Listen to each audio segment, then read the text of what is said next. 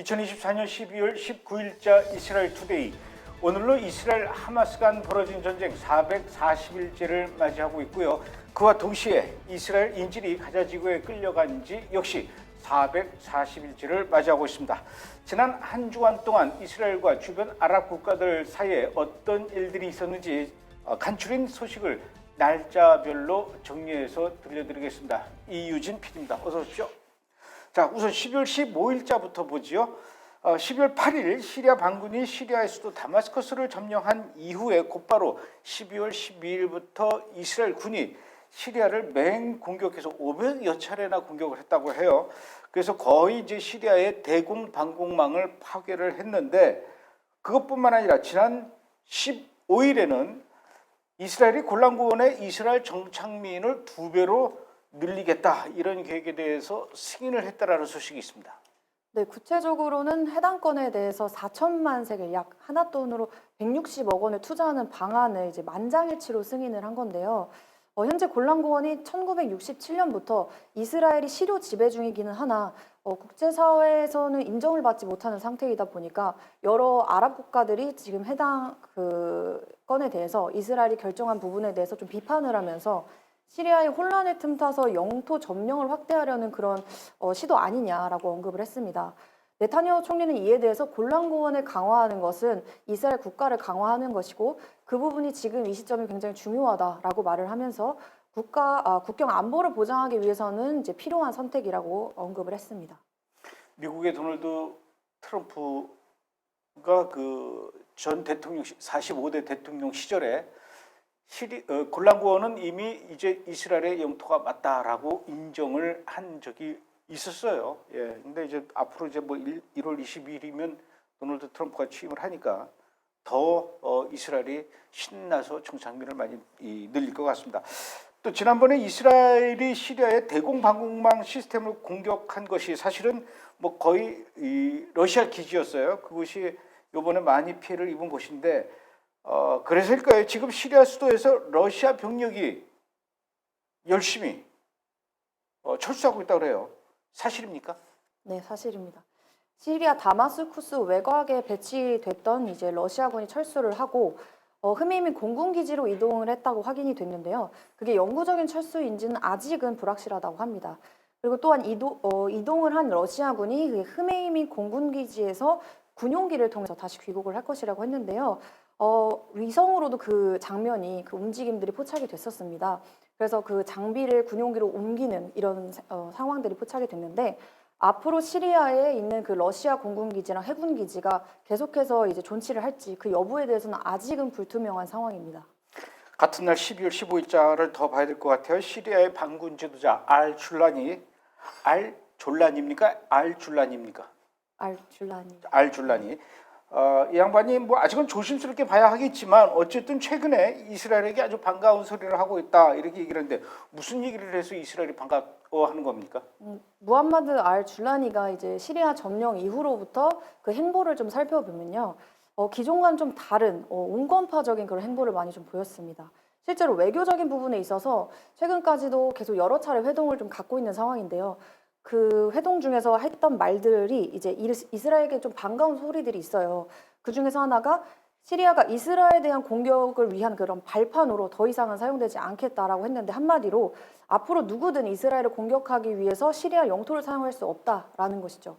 그리고 또한 1974년 협정을 준수할 것이다라고 했는데, 이 말은 무슨 말이냐면은 이제 골란고원이랑 비무장 그 완충지대 그 구역에서 군사 활동이나 그런 작전들을 이제 하지 않겠다라는 말인데요. 그럼에도 불구하고 이스라엘이랑 그 네타냐후 입장은 아직까지는 경계하고 있는 입장이기는 합니다. 하지만 이 두 가지 이야기가 앞으로도 계속 지켜지고 약속이 된다면 이스라엘에게는 반가운 소식이 될 것 같습니다. 물론 뭐 지켜진다면야 뭐 반가운 소식이긴 하겠지만, 그래도 예의주시해야 돼요. 너무 믿어서는 안 됩니다. 특히 이 무슬림들은 절대로 믿으면 안 돼요. 같은 날 이스라엘은 가자지구를 향해서 또다시 공격을 했는데, 당연히 뭐 여러 사람이 또 사망을 했겠죠. 그런데 이 사망자 숫자를 두고 이스라엘하고 하마스 간에 말이 많아요. 그 서로 얘기하는 사망 숫자가 다른 것 같은데 어떤 논란이 있는 겁니까? 일단 하마스 측에서는 이스라엘의 공격으로 수십 명이 사망했다 이렇게 말을 하는데 사상자는 공개를 하지 않습니다. 그리고 또 팔레스타인 보건부는 전투원과 비전투원을 구분하지 않고 사망자 수를 집계를 하면서 무작정 이스라엘이 민간인을 사살했다라고 하는 것이죠. 하지만 정작 이스라엘은 우리는 무장 세력을 타겟으로 했다라고 하면서 심지어 민간인들에게 사전에 대피 지시를 전달했다고 밝혔고요. 오히려 하마스가 민간인을 인간 방패로 삼고 있다고 말을 했습니다. 물론 하마스는 이를 부인을 했고요. 그리고 영국 싱크탱크에 따르면은 이스라엘이 민간인을 표적으로 삼았다라는 것을 비판하기 위해서 가자지구 사망자 수를 고의적으로 부풀렸다고 합니다. 또한 하마스의 수치에는 자연사로 사망한 그런 수천 명의 수치까지 포함됐다고 하는데요. 국제 언론이 테러 집단의 수치를 너무 성급하게 받아들이고 있는 거 아니냐는 그런 비난도 함께 했습니다.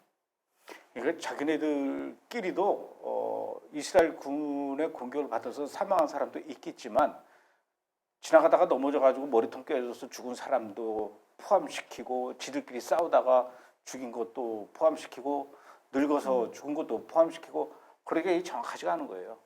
특히 이 무슬림들이 얘기하는 건 자 그러지 않습니까? 믿어서는 안 된다고. 사망자 숫자도 역시 믿어서는 안 됩니다. 자, 이번엔 12월 16일 월요일 날 어떤 일이 있었는지 좀 볼까요? 12월 16일에 이스라엘이 또다시 시리아의 타르투스라는 그 군 기지를 향해서 아주 강하게 공습을 했다고 해요. 얼마나 공격한 겁니까? 이번 공습이 12년 만에 시리아 연안 지역에서 가장 큰 공습이라고 할 정도로 대규모 공습이었는데요.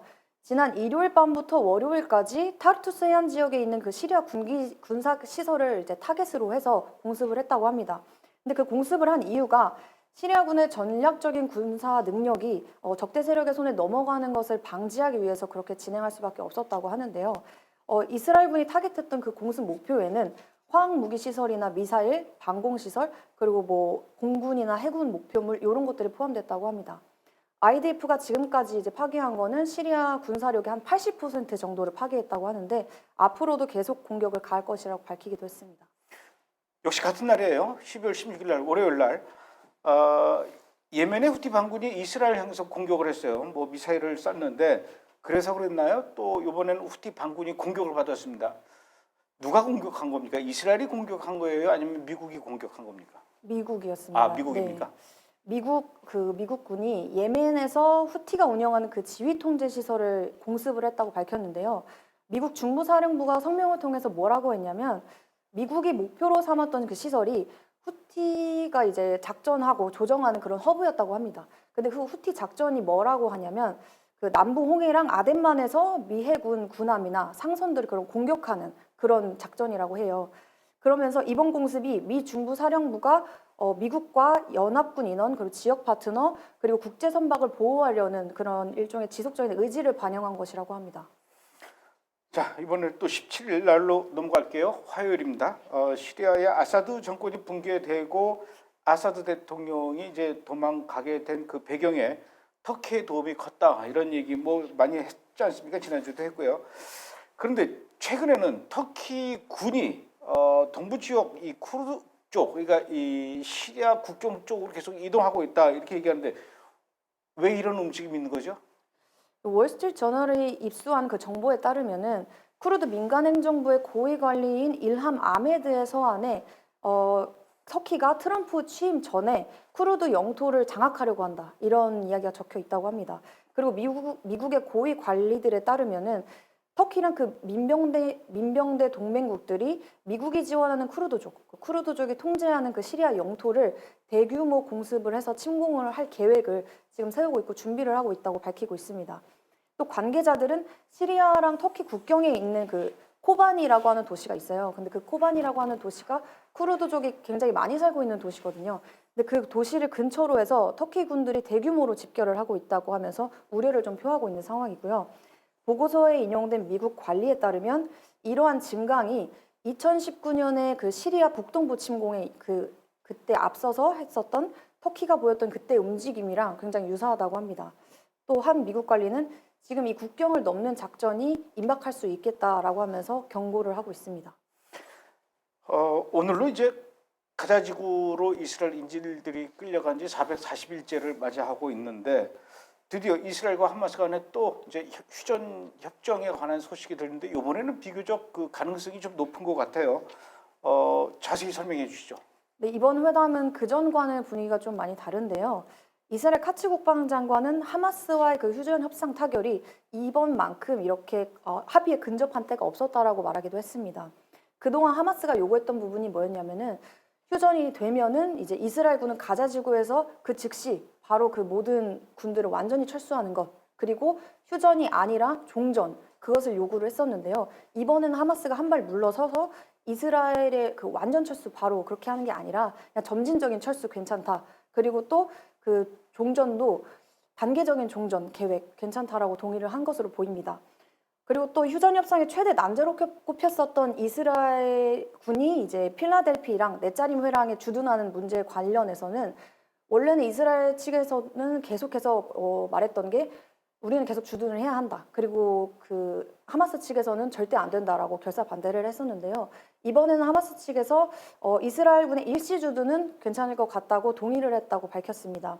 그리고 지금까지 전해진 휴전안의 내용을 보면은 6주간의 일시적인 휴전 기간, 그리고 하마스가 이스라엘의 인질 다수를 석방하는 것과 그리고 이스라엘이 수백 명의 팔레스타인 수감자들을 석방하는 것이 골자로 하고요.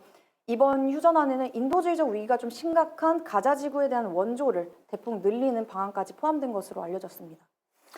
알겠습니다. 2월 18일 수요일하고 오늘 거는 아직 조사를 못했죠? 네, 오늘은 여기까지 해야 될 것 같아요. 아사드 정권 몰락 이후에 그 후폭풍이 지금 팔레스타인 자치 지구 웨스트뱅크라고 그러죠. 거기하고 지금 요르단까지도 계속 그 영향이 좀 미치는 것 같아요. 이런 얘기 잠시 후에 2부에서 조현영 기자와 함께 또 자세히 알아보도록 하겠습니다. 고생하셨습니다.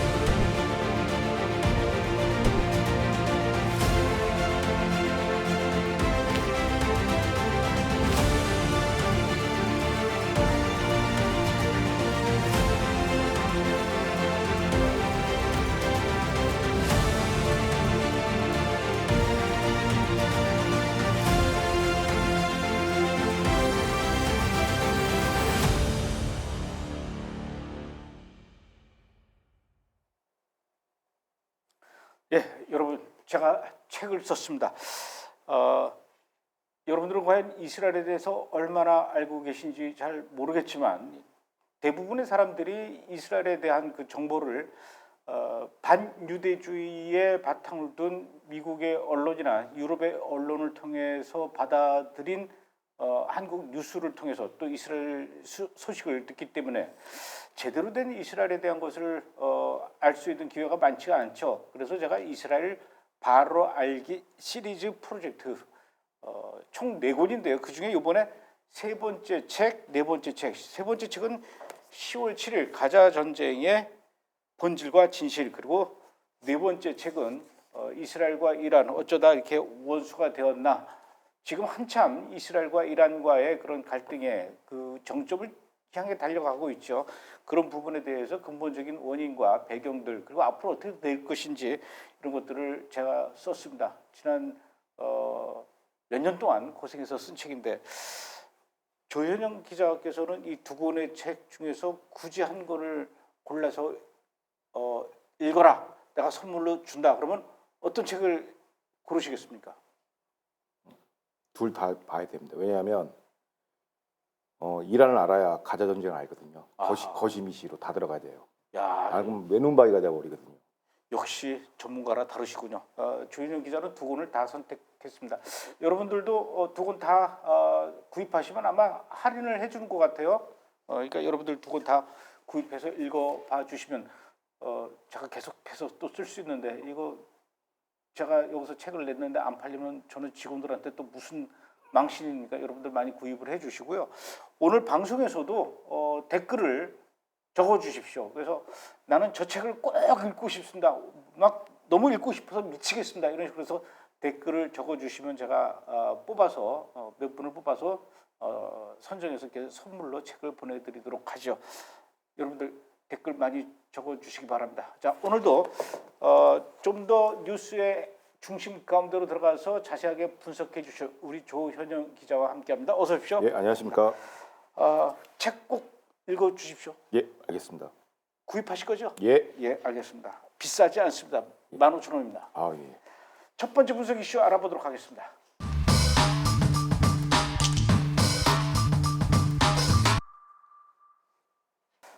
시리아 이어 팔레스타인도 내전 돌입 이런 제목인데 시리아에서 지난 13년 동안 정부군하고 반정부군하고 계속 이 내전으로 서로 치고받고 싸우다가 결국은 이제 마침내 반군의 승리로 끝났는데 이 와중에 팔레스타인 자치지구죠 웨스트뱅크 안에 있는 제닌이라고 하는 곳이 있어요. 갈릴리 호수 바로 밑에 쪽에 있는 그 제닌이라는 곳에서 팔레스타인 자치지구 부안군과 팔레스타인 무장 세력과 지들끼리 아마 이 무력 충돌이 일어나는 것 같아요.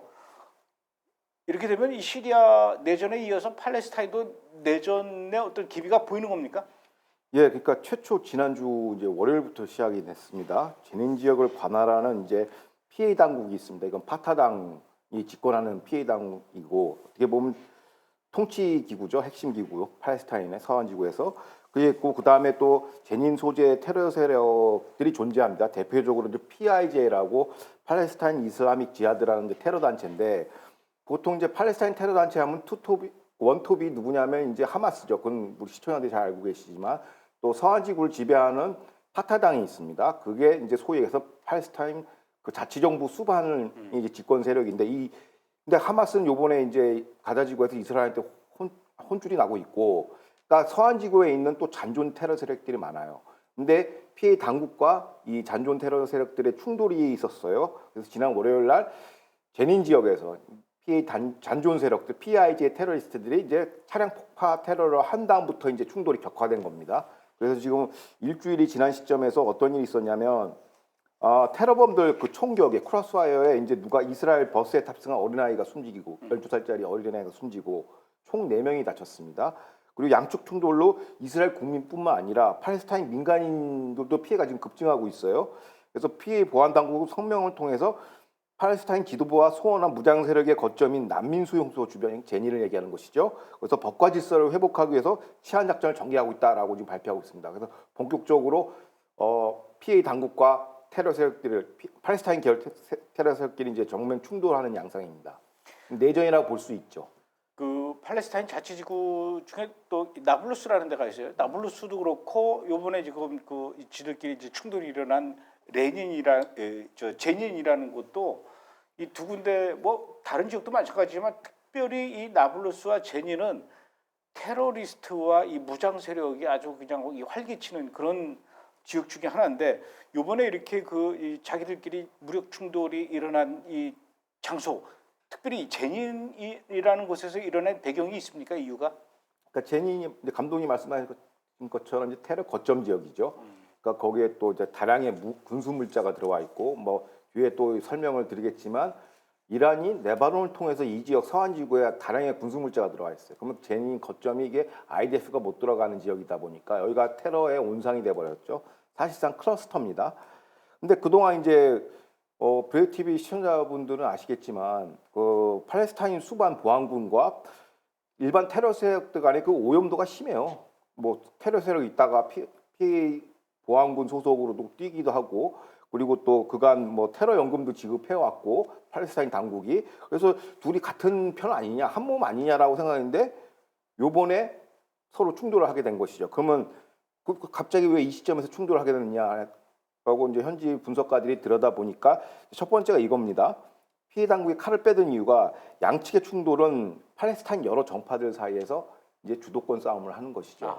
그러니까 누가 이제 팔레스타인의 그 맏형이냐, 본가냐의 싸움에서 가자 지구에서 이제 하마스가 거의 뭐 와해 직전이지 않습니까? 뭐 신화로부터 해서 한이에 다 뭐 웬만한 중간급 지도자급은 다 지금 박멸이 했기 때문에 하마스가 약화된 틈을 타서 이제 PA 당국이 이제 우리가 이제 갑이야 원톱이야라고 딱 하는 순간이 이제 나온 것이죠. 그리고 잔존 테러 세력 주도권 장악 차원에서는 게 첫 번째고, 두 번째는 뭐냐면 국제사회에서는 이제 전통적으로 PA 당국이 너무 무능하다. 그러니까 국민들 그 소위 해서 팔레스타인 주민들 사이에서 국민 투표를 하면은 하마스에 대한 지지도가 더블 스코어로 높아요. PA 당국보다는, 파타당보다는. 그래서 이제 여기서 국제사회에 우리의 수권 능력, 우리는 부패하지도 않았고 능력 있다라는 걸 보여주기 위해서 우리가 이제 이 잔존 테러 세력을 제압하는 거죠. 그런 메시지를 던지는 것이고, 세 번째가 이제 핵심인데, 이게 뭐냐면 이제 시리아 아사드 정권이 붕괴하지 않았습니까? 그 후폭풍에서 이제 위기감을 느낀 거죠. 피해 아바스 수반이. 그래서 선제적으로 미리 잔존 테러 세력을 정리한 거예요. 반란 기미가 보이기 때문에. 그래서 미리 이제 이번에 오랫동안 기획된 군사작전이라고 얘기를 하고 있고, 그래서 정면 충돌하는 양세를 보이는 것이죠. 그러니까 핵심은 시리아의 어떤 그 아사드의 붕괴, 그 신규 그 테러 세력의 부상이 이제 서한 지구에 영향을 미치는 것이죠. 그래서 아바스 수반이 이제 선제적으로 이제 조치를 한 겁니다. 제가 정확하게 연도수는 기억을 못 하겠는데 예전에 그 피에로 팔레스타인 자치정부 수반 야세르 아라파트 살아 있을 때 그때도 한바탕 하마스하고 파타당하고 무력 충돌이 일어났어요. 그래서 베들레헴에서 서로 총격전 벌이고 그러는데 일부가 베들레헴에 있는 예수 탄생 기념교 안에 들어가서 숨고 막 난리친 적도 있었어요. 그런데 어쨌든 이번에 제닌에서 이렇게 또 팔레스타인 자치보안군하고 PIJ하고 이렇게 무력 충돌 일어난 이유가 혹시 그 시리아의 내전으로 이 반정부군이 아사드 정권을 내쫓은 이 사건과 어떤 영향이 있습니까? 거의 직접적인 영향을 봐요. 왜냐하면 오래전부터 피해 보안군이 기획을 했는데 어느 시점에 할 것이냐를 딱 놓고 했을 때 이제 조율을 한 것이죠. 그러니까 표면적으로 보면은 이제 PA 보안군의 재님 급습은 크게 두 가지 흐름이 충돌하는 겁니다. 그러니까 말씀하신 것처럼 아사드 정권의 붕괴에 영감을 받은 것이죠. 잔존 테러 세력들이 PIJ, 팔레스타인 이슬라믹 지하드 등등 이런 잔존 세력들이 우리도 할 수 있어 하고 피해를 한번 엎어보자라고 이제 봉기를 하려는 차에 이제 아바스 수반이 선수를 친 겁니다. 그게 이제 표면적인 내용이고, 이 테러 단체 서한 지구에서 활동하는 팔레스타인 계열 테러 단체가 20개가 넘어요.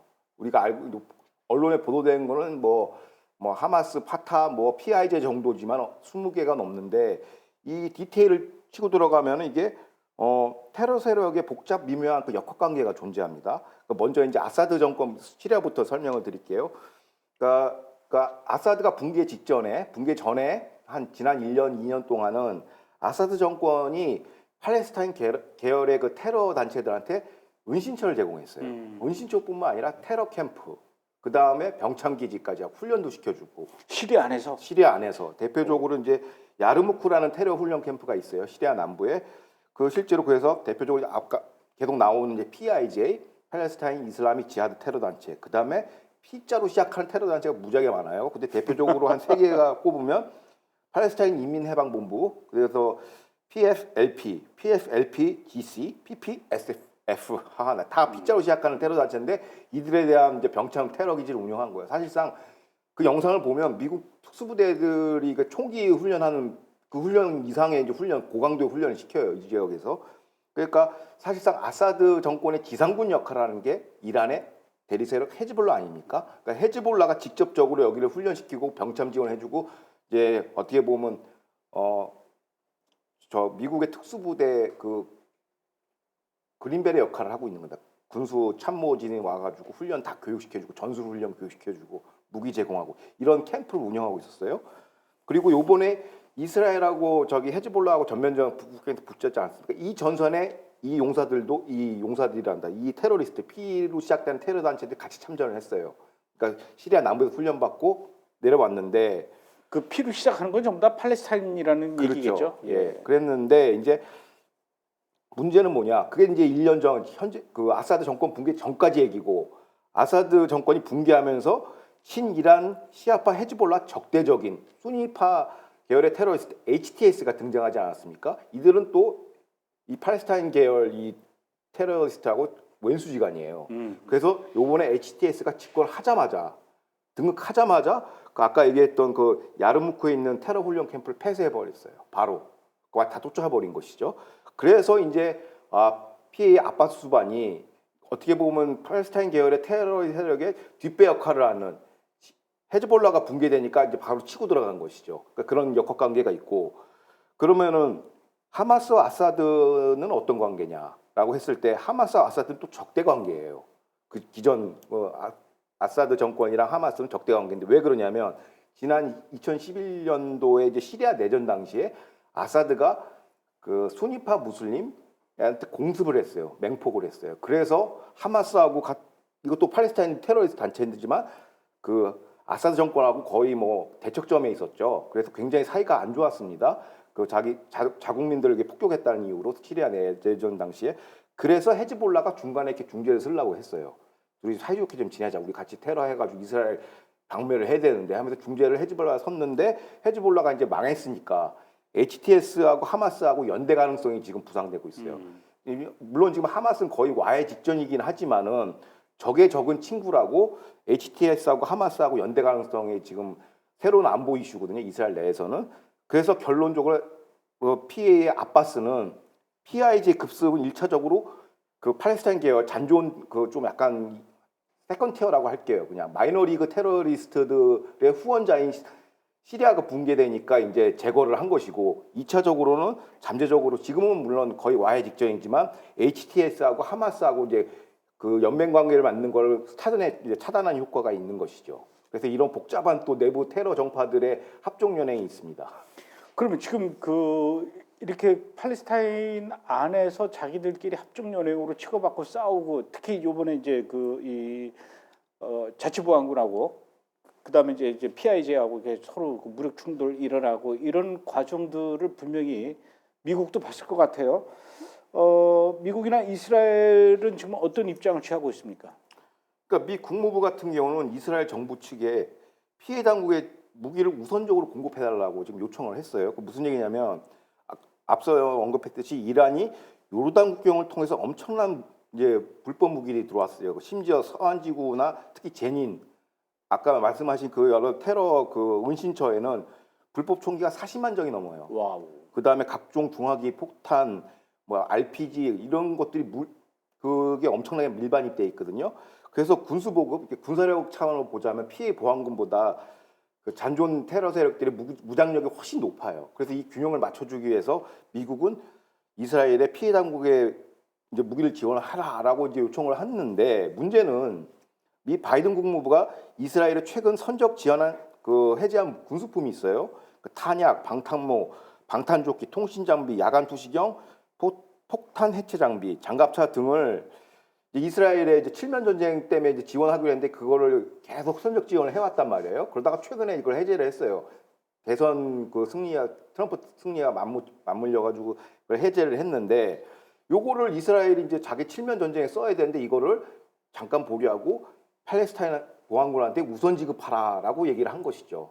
그래서 이제 이거에 대해서 이제 이스라엘 국내 여론에서 설왕설래가 많습니다. 아니 우리가 쓸 무기를 왜 팔레스타인한테 지원을 해주냐 하면서 이제 문제가 발생했는데 지금 미국 입장은 붕괴 직전에 있는 팔레스타인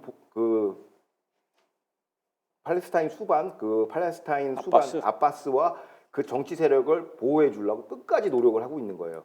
마치 아사드를 끝까지 보호해 주려고 미국이 노력하듯이 피해 수반을 끝까지 세우려고 노력하는 형국이고 이제 이스라엘은 여기 대해서 굉장히 좀 부정적인 기류가 많습니다.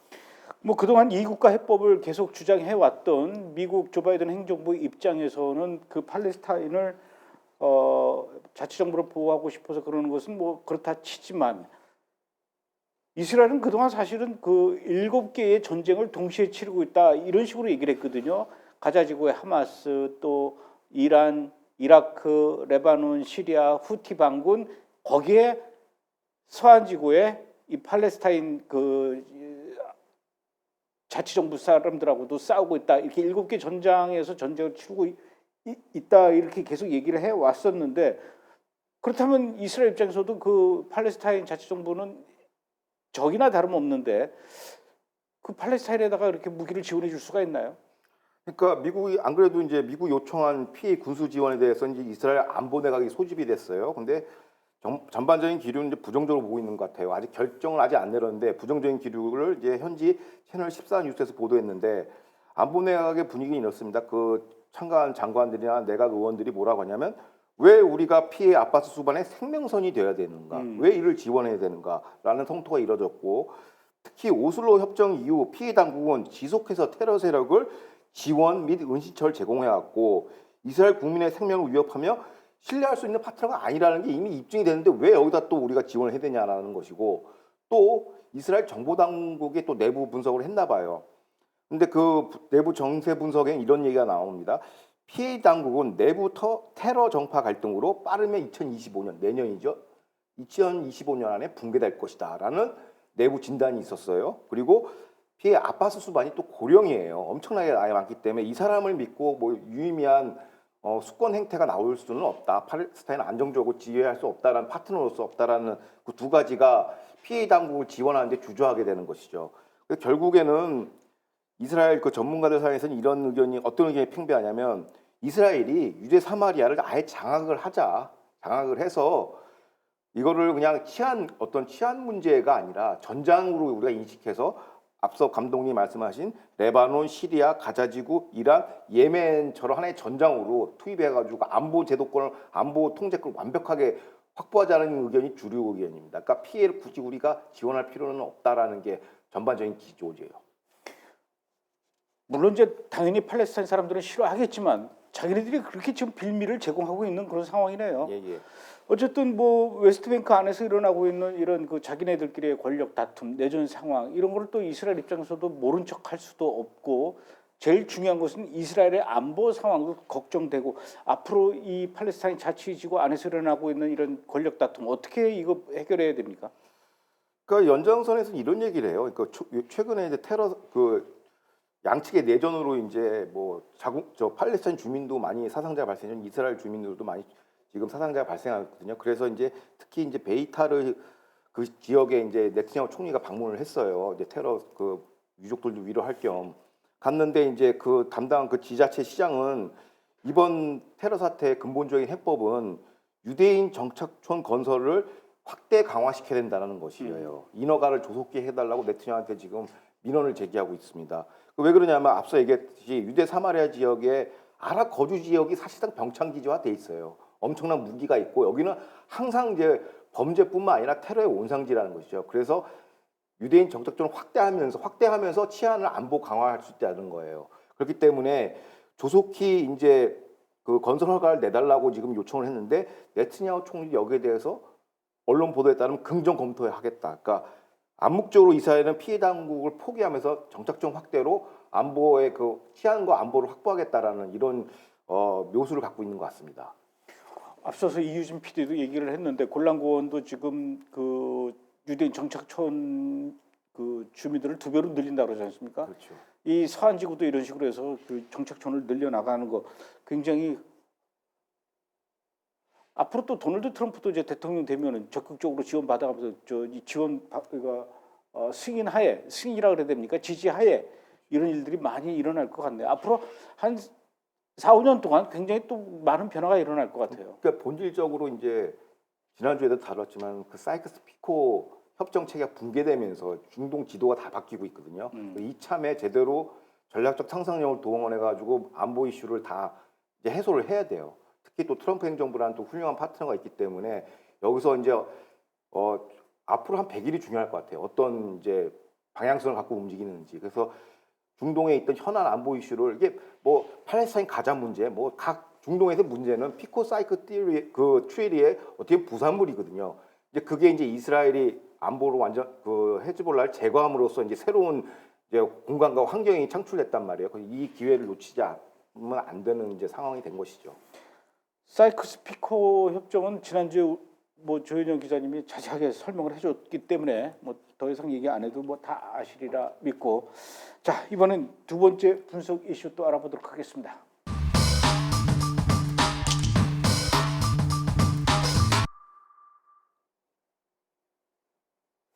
예, 지금 시리아의 아사드 정권 몰락 이후 팔레스타인뿐만 아니라 주변 아랍 국가 다른 나라에까지도 영향을 좀 많이 미치고 있는 것 같아요. 일종의 나비 효과죠. 그중에 가장 큰 영향을 받고 있는 나라 중에 하나가 바로 요르단입니다. 시리아가 핫페이지에 이어서 아들까지 이 2대에 걸쳐서 부자지간에 아주 이 독재를 54년 동안 했거든요. 요르단도 만만치 않아요. 아버지 후세인 왕이 47년인가를 했어요. 집권을. 그리고 나서 이제 1999년에 갑작스럽게 사망을 하면서 아들인 압둘라 2세가 지금 이제 왕이죠. 압둘라 2세는 25년째 지금 하고 있어요. 그러니까 이 47년, 아버지 47년, 아들 25년째 지금 독재를 이어가고 있는 나라가 요르단이. 그런 면에서 봤을 때 지금 이번에 그 아사드 정권의 몰락을 요르단도 이렇게 쭉 지켜보면서 와 하고 굉장히 심장이 벌렁벌렁 거렸을 것 같아요. 지금 떨고 있지 않을까요? 그렇죠. 그 쩔고 있을 수밖에 없는 게 그러니까 전제군주 왕권이라 하더라도 통치를 잘하면 문제가 없는데 이 구조적인 문제가 있어요. 요르단은. 그러니까 말씀하신 그 압둘 왕 2세도 같은 경우도 그렇고 이게 다 하심 왕조 출신이거든요.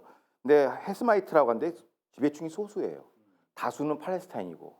그러다 보니까 소수가 다수를 지배하다 보니까 저 시리아하고 비슷한 현상이 나죠. 소수 알리와파가 다수의 수니파를 지배하다 보니까 충돌이 일어나고 이라크도 똑같고 근데 요르단도 똑같아요. 역시 다수가 팔레스타인인데 소수의 이제 하심 왕조가 지배를 하다 보니까 계속 삐걱거리고 나름 배려한답시고 왕조는 그 여왕을 갖다 팔레스타인을 갖다가 삼아 버렸어요. 맨날 그 반유대 발언하는 여왕이 있거든요. 그 며느리인데 그를 삼을 정도로 이렇게 만들어놨는데도 이제는 어떻게 보면 아사드하고 비슷한 운명을 처할 가능성이 굉장히 높아요. 왜냐하면 지난번 2011년에도 요르단 시리아 국경에 이제 시리아 난민들이 대거 이제 월경을 했죠. 그래서 난민 위기를 거쳐가지고 정권이 그때 한번 휘청거리고 흔들릴 뻔했고 실제로 지난 1964년 그 PLO 아까 언급하신 이제 아라파트 있지 않습니까? PLO 수장이 한번 쿠데타를 했어요 여기서. 근데 좌초는 됐지만은 거의 쿠데타 지점까지 갔거든요. 그래서 정치적으로 굉장히 불안정해요. 그 팔레스타인 내부 민초들이 이 에너지가 너무 세가지고 왕정은 언제든지 복구될 수 있는데 이것도 피코 사이크 협정 체제 안에서 미국이 자꾸 후원을 해줬기 때문에 지금까지 버텨온 거거든요.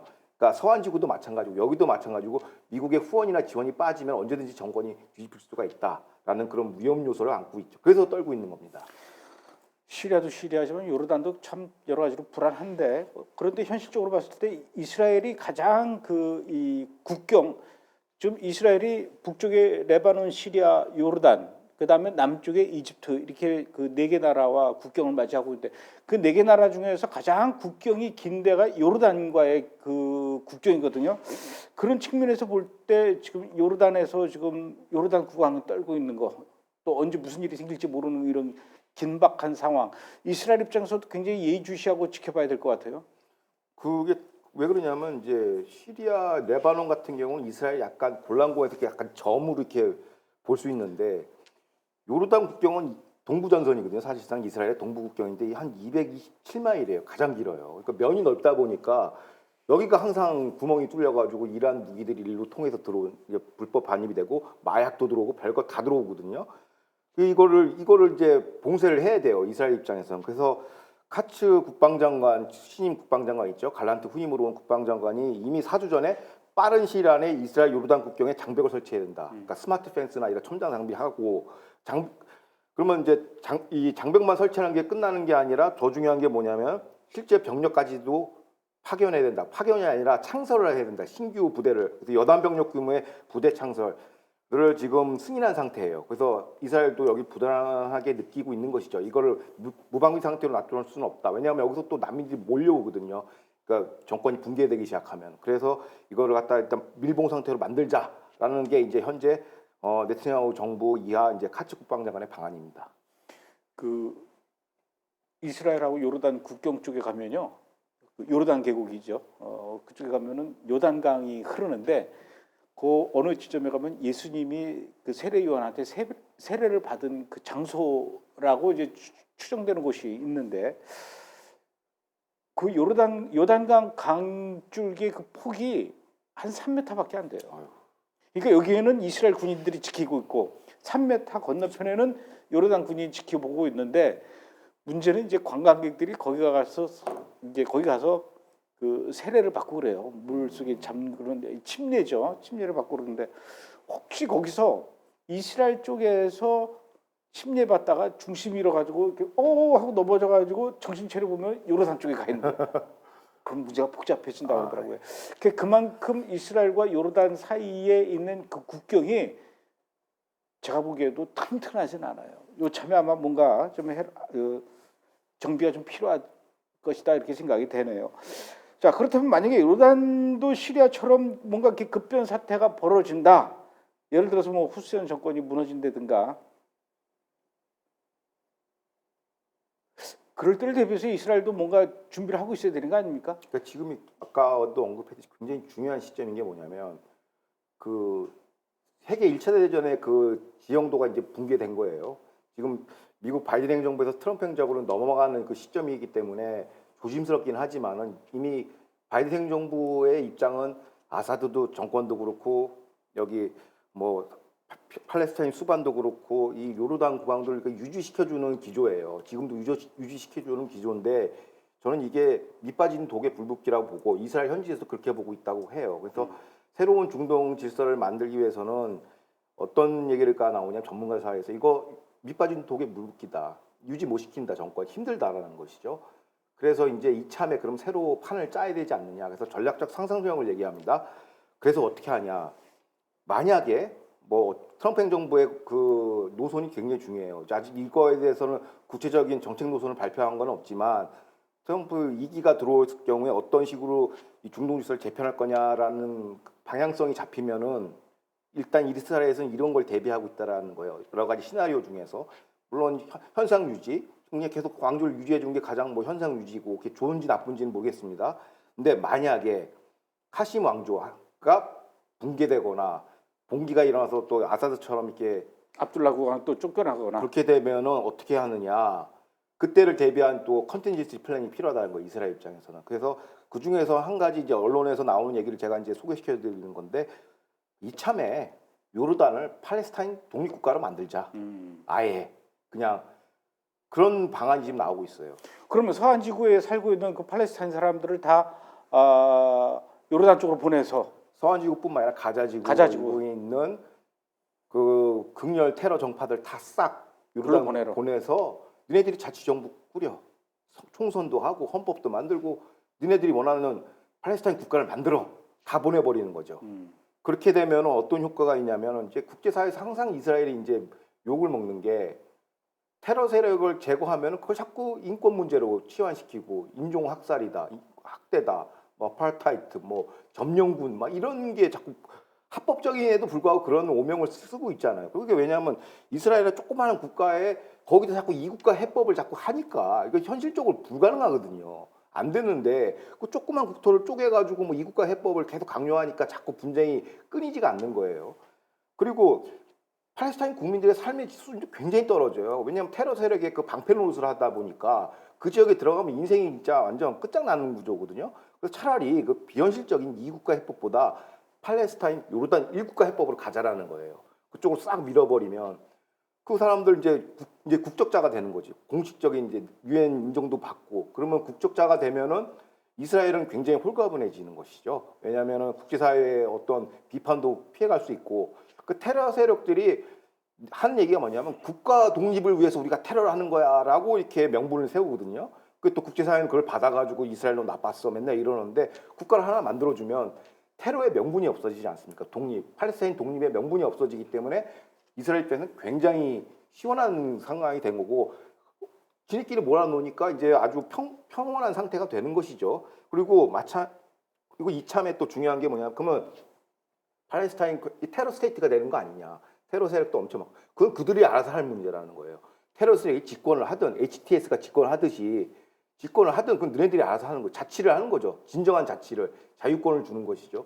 그렇게 해서 이스라엘의 안보에 위협이 되지 않을까. 근데 결정적인 게 뭐냐면 요르단은 물 부족 국가예요. 이스라엘에부터 물을 공급받아야 돼요. 이스라엘이 전략적으로 요르단을 견제할 수 있는 창구는 굉장히 많아요. 그래서 카츠 국방장관이 장벽 건설을 한다는 것이거든요. 장벽 밀봉 상태하고 다 밀어버리고 이제 물만 공급하면서 컨트롤할 수 있다는 것이고 그리고 이참에 그 압돌 왕 국왕도 그렇고 그 공주도 그렇고 맨날 요번에 하마스 전쟁 당시에 뭐라 그러냐면 이스라엘 뭐 인종 학살 멈춰라, 빨리 휴전해라 이렇게 얘기한단 말이에요.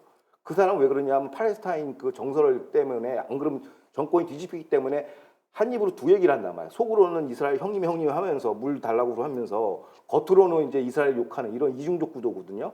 그리고 과거에 브레티비에서 여러 차례 제가 설명을 드렸지만은 아랍 국가들이 팔레스타인 자기 형제들 돌보지를 않아요. 다 이스라엘에다가 그냥 무슨 뭐 재활용 수거하듯이 거기다 짬통에 몰아놓고서 거기서 자꾸 분쟁을 만든단 말이에요. 이참에 아랍 국가들의 그 위선적인 얼굴도 한번 가면도 벗겨내야 된다고 봐요. 너네들 그렇게 뭐 팔레스타인 인권 어쩌고 했지. 너네가 책임져. 그래서 우리가 팔레스타인 국가 만들어줄게. 요르단 다 밀어버리는 거죠. 거기다 독립국가 만들면 이스라엘은 굉장히 편해진다는 것이죠. 그러니까 상시적인 불안 상태를 이걸 해소할 수가 있어요. 일국가해법 실현 가능성, 그건 서구의 개념이에요. 그것도 어떻게 보면 피코 사이크의 어떻게 보면 그 유산 중에 하나가 이국가 해법이거든요. 그게 오슬로까지 연결된 거기 때문에. 그래서 그런 불합리와 부조리를 이번 이참에 확 해소를 해가지고 팔레스타인 독립국가 만들자. 그러면 굉장히 좋죠, 이스라엘은. 그래서 이런 것들이 지금 하나의 아이디어로서 막 튀어나오고 있어요, 이스라엘 내부에서는. 가장 실용적인 아이디어인 것 같습니다. 이게 트럼프 행정부가 이걸 어떻게 받을지는 모르겠으나 뭐 중동을 안정화시키기에는 이게 제일 좋은 것 같다는 저 개인적인 판단도 있습니다. 조금 전에 말씀하실 때 요르단 국민들 중에 팔레스타인 사람들이 되게 많고 또 하심 왕조는 별로 많지 않다고 얘기하셨잖아요. 그렇게 그 팔레스타인 사람들이 많은 것이 요르단에 1948년에 이스라엘이 독립하기 이전에, 건국하기 이전에 그 유대인들이 그 같이 살고 있었던 팔레스타인 사람들한테, 아랍 사람들한테 계속 그렇게 얘기했어요. 우리랑 같이 살자, 평화롭게. 그러면 우리가 당신네들한테도 이스라엘 시민권을 주고 이스라엘 국민으로서 평화롭게 우리가 같이 살아갈 수가 있다. 그거를 거부하고 싫다고 떠나간 사람들이 요르단으로 다 간 거거든요. 그렇죠.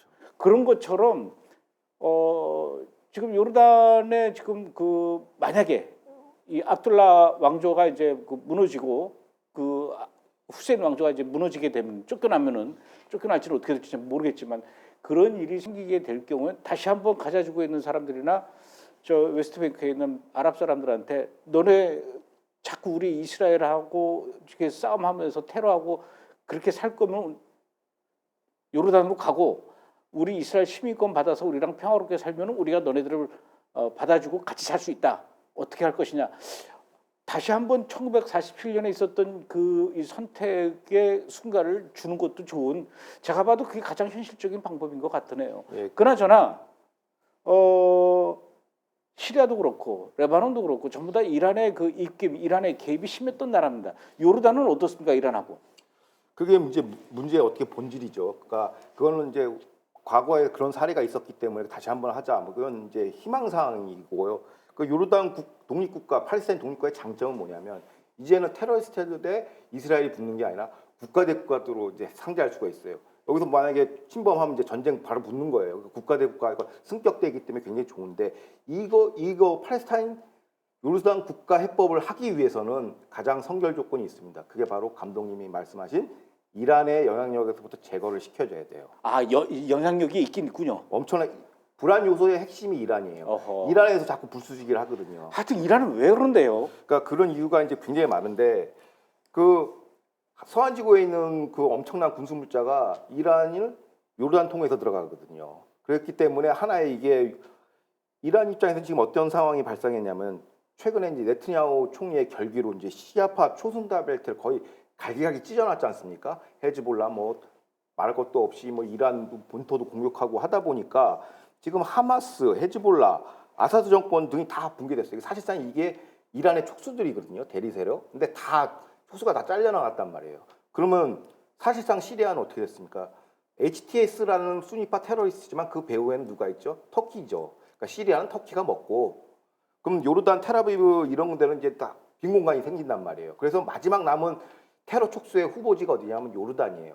요르단하고 이스라엘 맞붙어 있고 국경도 277마일 정도 이게 있으니까 여기를 테러 기지로 삼자라는 거야. 지금 이란이 컨트롤할 수 있는 지역이 두 군데예요. 하나는 이라크고 또 하나가 이제 요르단인데 여기를 갖다가 이제 또 하나의 마지막 시아 이스라엘 이제 포위 전략의 마지막으로 이걸 거점지대로 사용할 가능성이 굉장히 높다라는 것이죠.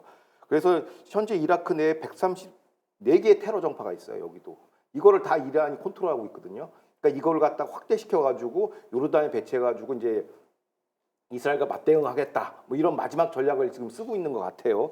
근데 이제 이거를 막기 위해서 우리 네트냐후 총리나 이스라엘은 그래서 이란을 완전히 와해시켜야 된다는 거예요. 끝을. 그래서 이란의 세계로 영향력부터 완전히 제거하려면 이란 본토 공격을 해야 된다라는 게 어떻게 보면 안보 명제로 지금 결론이 난 상황이에요. 그래서 이란을 제거해야 팔레스타인 일국가 해법을 하더라도 팔레스타인 요르단 일국가 해법을 하더라도 이제 안정적인 상태가 유지가 된다는 것이죠.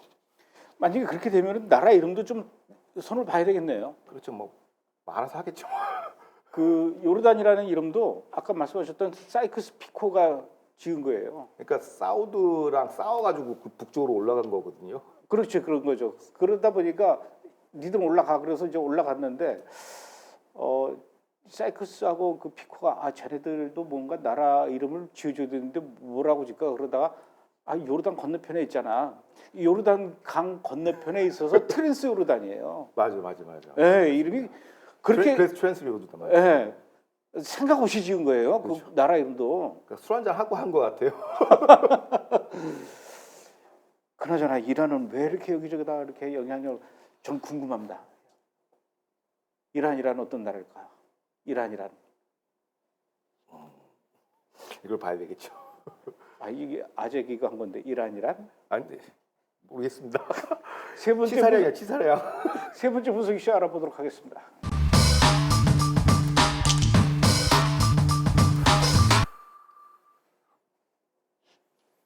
아직도 이해가 안 가요? 이란이란? 모르겠습니다. 이란이란 어떤 나라일까? 이란이란? 모르겠습니다. 모르겠어요. 예.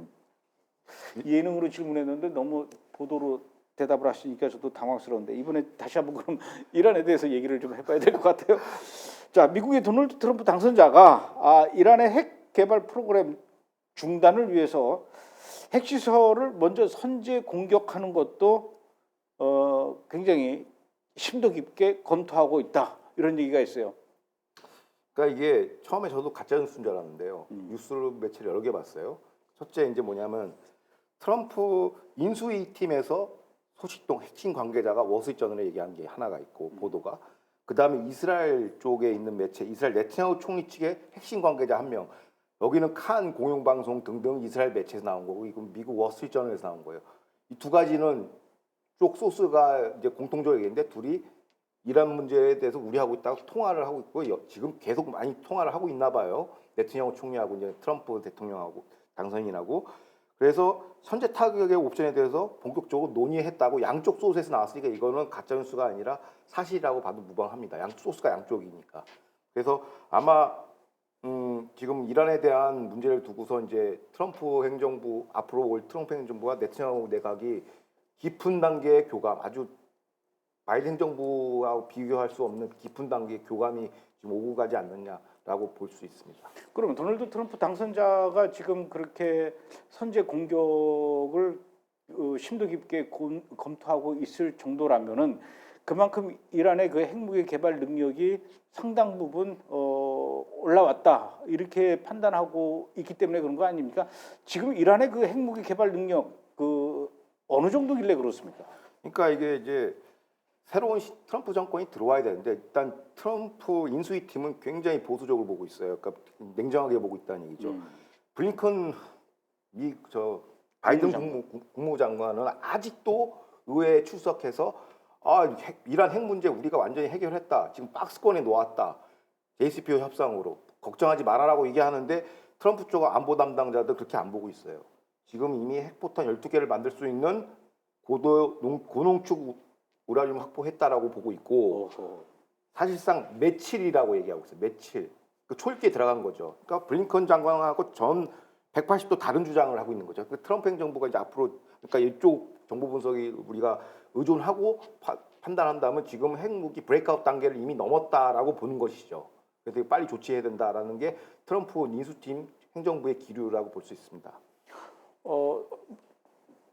얼핏 봐도 도널드 트럼프 행정부가 얘기하는 그 말이 좀 더 신뢰감이 가는 것 같아요. 예. 많이 지금 진행이 된 것 같은데 그렇다면 어떻습니까? 지금 뭐 미국이 직접 이란을 향해서 선제 공격을 하겠다라는 겁니까? 만약에 그렇게 될 경우에 중국이나 러시아도 또 가만히 있지 않고 이란 편에 들 것 같은데 그렇게 되면 정말 뭐 3차 세계대전까지도 이어지는 거 아니겠습니까? 근데 지금 트럼프 인수위는 이란 핵 위협을 억제하기 위해서 이제 과거 했던 최고 압박, 최대 압박 2.0, 그러니까 시즌 2를 이제 벌인다는 거예요. 그게 뭐냐면 이제 뭐 금융 제재, 원유 제재 그냥 완전 밀봉 상태로 만든다는 것이고, 그런데 여기다가 이제 군사 옵션 하나 더 플러스 시킨 겁니다. 핵시설 타격. 근데 왜 이런 사정 변경이 생겼냐? 트럼프 일기 때 상황하고 지금하고 완전히 다르지 않습니까? 그때는 농축 우라늄 순도가 20%를 브레이크아웃을 거치지 못했어요. 20% 미만이었고 거의 트럼프 행정부 4년 동안은 거의 뭐 이 원심불기를 돌리지 않았거든요. 바이든 때 고농축이 지금 20% 돌파해서 60%에서 90% 단계까지 간 거란 말이에요. 그래서 이 상황은 과거에 그냥 2.0 그 최대 압박 가지고는 안 되거든요. 이미 브레이크아웃 상태이기 때문에 지금은 군사적 옵션을 껴내야 된다는 현실적인 요구가 있어요. 1기랑 2기랑 안보 상황 전혀 다르기 때문에 이란의 핵무기가 너무 발전 상황이 높기 때문에가 있고, 그다음에 이제 감독님께서 언급하신 게 이제 일각에서 우려하는 제3차 대전 발생할 거냐. 오케이, 제3차 대전은 전 세계가 붙는다는 얘기인데 실현 가능성이 없죠. 이건 왜냐하면 왜 없냐면 일단 러시아도 시리아에서 표현이 좀 그렇지만 빤스런을 하고 있죠. 재산 챙겨가지고 수단으로 도망가고 있고 시리아에서 퇴각하고 있고, 중국도 사실상 이란이 뭐 대리석이 다 그냥 갈기갈기 찢겨나니까 손절하는 분위기고, 굳이 해봐야 터키랑 아마 연계할 가능성이 있어요. 사실상 중공의 영향력이 중동에서 약화된 거는 이제 이란을 완전 제거했기 때문에 가능한 건데, 그러니까 이거 어떻게 보면 이스라엘 때문에 이런 사정 변경이 생긴 거예요. 네트냐후가 이란 대리 세력 해체 분쇄의 효과로 얻은 결과값이고, 이런 사정 변경이 트럼프한테는 아주 좋은 환경을 지금 제공하고 있는데, 트럼프 역시의 전략은 뭐냐? 미치광이 전략이에요. 애매모호한 전략을 취하는 거죠. 인터뷰 내용을 보고 과거 인터뷰 보면은 과거 인터뷰에서는 나 이란이랑 친하게 협상하면 할 수 있어. 핵 타격 계획 없어. 근데 실제로 트럼프 행정부 관료들은 이미 다 준비했다라는 거예요. 타격 계획을. 그러니까 이렇게 애매모호하고 할까 말까 이런 미치광이 전략을 쓰고 있는 것이죠. 이게 굉장히 좋고, 어떻게 보면 이란 같은 적대 국가, 북중러일 같은 때는 혼란을 빠뜨리고 있어요. 진짜 트럼프가 때릴까 안 때릴까 계속 긴장 상태에 몰아붙이는 거죠. 그래서 요번에도 트럼프 행정부의 이 선제 타격 얘기가 나오고 언론하고 인터뷰를 하는데 그걸 내가 왜 얘기하냐. 때리더라도 내가 얘기하기 전까지는 얘기 안 한다라는 거고, 확인도 부정도 해줄 수 없다라면서 애모호한 전략을 계속 추진하고 있습니다. 그러니까 상대방만 이제 소위 해서 뭐가 타는 거죠. 일단 그럼 러시아하고 중국은 걱정하지 않아도 되겠네요. 이제 빠졌어. 이제 중국도 이제 중국의 가장 큰 파트너가 뭐냐면 이란이었는데, 중국은 직접적으로 안 나서요. 오히려 이게 약간 좀 야비하게 장기전을 보고 한 100년 전쟁을 보고 이렇게 하기 때문에, 어떻게 보면 10월 7일 학살도 이란이 욕을 먹고 있지만 뒤에서 배후 조종한 건 중국이거든요. 근데 전면에 안 나서죠. 그러니까 새로운 파트너를 찾기 전까지는 중동에 개입할 그게 별로 없고, 또 군사력을 투사할 수 있는 능력도 안 돼요. 중국은. 그나마 우려되는 게 러시아인데, 러시아는 뭐 요번에 밝혀졌지만 우크라이나 하나도 제대로 상대 못하고 요번에 시리아 사태에서 그냥 빤스런을 해버렸으니까 3차 대전은 불가능하죠. 현재 상황에서는. 그래도 어쨌든 제가 보기에는 미국이 직접 이란을 선제 공격하는 것보다도 미국이 혹시 이스라엘을 앞세워서 니들이 대신해라 이렇게 하지 않을까요? 그렇죠. 이제 신임 트럼프 행정부 2기는 좀 일기와 안보 상황이 많이 바뀌었어요. 그러니까 뭐 마가진형 자기 유권자들한테 약속한 것도 있고, 미국의 군사 개입을 최소화하겠다. 뭐 전쟁 아예 안 하겠다까지는 얘기 안 했지만 새로운 전쟁 안 하고 미군을 군사력을 출입할 땐 최소한 제한적으로 하겠다라고 했으니까 아마 그러면은 그걸 누군가는 수행을 해줘야겠죠. 그게 이제 이스라엘이 이제 부각이 되는 겁니다. 왜 이스라엘 네트냐후는 지속적으로 얘기를 했어요. 10년 동안 이란이 주적이고 이란의 핵시설과 정유시설 파괴해야 중동에 안정이 온다라고 얘기했기 때문에 아마 트럼프는 새로운 전쟁을 안 하면서 그 역할 누가 대신 해주기를 원하죠. 왜냐하면 트럼프는 모든 군사 자산을 반중 포위 전략으로 넣어야 되는데 여기서 또 군사 작전을 하면 미군이 발목이 잡히거든요. 그래서 이거를 아마 이스라엘한테 이렇게 대리할 가능성이 있죠. 대신에 뭘 제공해야 되냐? 핵무기 핵시설을 이 지하 시설에 있지 않습니까? 그 바이든 행정부가 안 준 무기들 있지 않습니까? 벙커버스터 같은 경우들. 첨단 무기 체제를 공급해주면 이제 이스라엘이 알아서 처리를 하는 것이죠. 정유시설 등등 핵시설 같은 거 이런 게 굉장히 중요하다고 봐요. 왜냐하면 그냥 군수물자하고 돈 조금 주면 이스라엘 다 처리해 주니까 안보 효용성 밑에서는 투자 대비 수익률이 굉장히 높은 거예요. 트럼프 입장에서는 미국 국민들한테 할 말도 있고 새로운 전쟁 안 하지 않았냐, 중동 안정화되지 않았냐. 이스라엘 그 동맹국인 혈맹인 이스라엘만 잘 활용해도 트럼프 행정부의 중동 정책 성공할 수밖에 없는 것이죠. 그래서 비밀리에 둘이서 엄청나게 통화를 엄청 많이 했다고 그래요. 수차례 공개 안 합니다. 네트냐후도 핵심적인 것만 공개하고 거의 안 해요. 그래서 이거는 거의 투톱 체제로 간다고 봐야 돼요. 그래서 2025년이 기대되는 이유가 이제 이 대목입니다.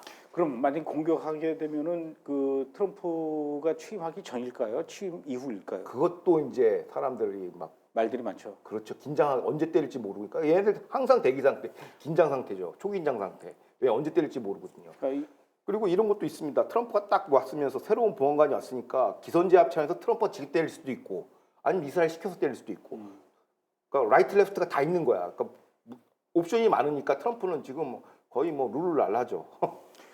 그나저나 시리아에서 러시아는 왜 이렇게 주랭랑을 쳤을까요? 그러니까 보니까 러우 전쟁에 대한 그 내파가 좀 심한 거, 내상이 심한 걸로 아. 보여져요. 왜냐하면 뭐 다음 주에 제가 이걸 다룰까 말까 좀 고민하는데 뭐냐면 그 프르고진이나 혹시 기억하시죠? 그 와그너 그 경보병 사령관 있지 않습니까? 용병? 죽었지 않습니까? 예. 네. 원래 그 사람이 시리아에서 용병 역할을 한 거예요. 시리아의 용병 지상군 역할을 했는데 이게 빠져버리고 헤즈볼라가 대체한 거거든요. 그러니까 이 세력이 없다 보니까 공군력 가지고는 테러리스트를 제압이 안 되거든요. 그러니까 이거 해봐야 우리가 지는 게임이다. 그냥 36개 주례나 한 것이죠. 다음 주를 또 이렇게 그렇죠. 기대하게 만드시네요. 아니면 할 게 많거든요. 지금 이집트도 있고 뭐 연말 정산도 해야 되고 등등등. 알겠습니다. 예. 오늘 여기까지 하죠. 예, 예. 고맙습니다.